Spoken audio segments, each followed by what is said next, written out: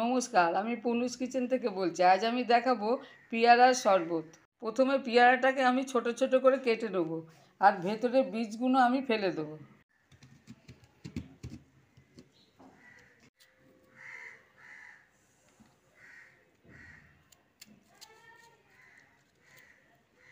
বীজটা বাদ দিয়ে দিলে মিক্সিতে তাড়াতাড়ি পেস্ট হয়ে যাবে, সেই জন্য আগে আমি বীজটা বাদ দিয়ে ছোট ছোট টুকরো করে নেব।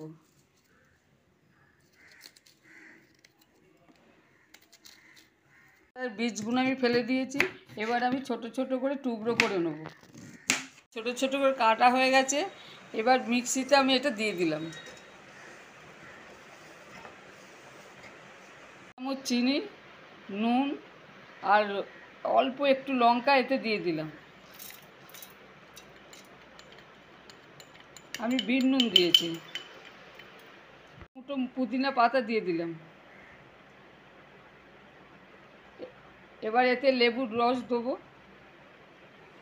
একটা লেবুকে ভালো করে রস নিগড়ে এতে দিয়ে দিলাম। রস দিলাম।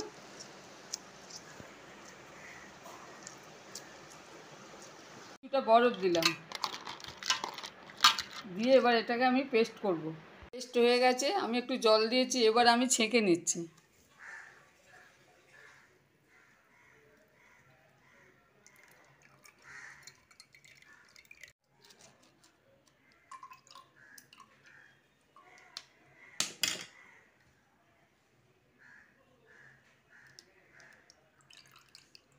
পেয়ারা শরবত হয়ে গেছে, এবার এতে দুটো লেবু দিলাম, দু টুকরো লেবু দিলাম, একটু বিট নুন দিলাম,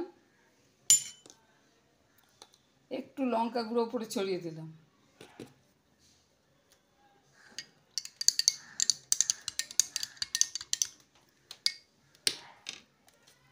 আমার পেয়ারা শরবত রেডি। যদি এই রেসিপি আপনাদের ভালো লাগে তাহলে শেয়ার করবেন, সাবস্ক্রাইব করবেন।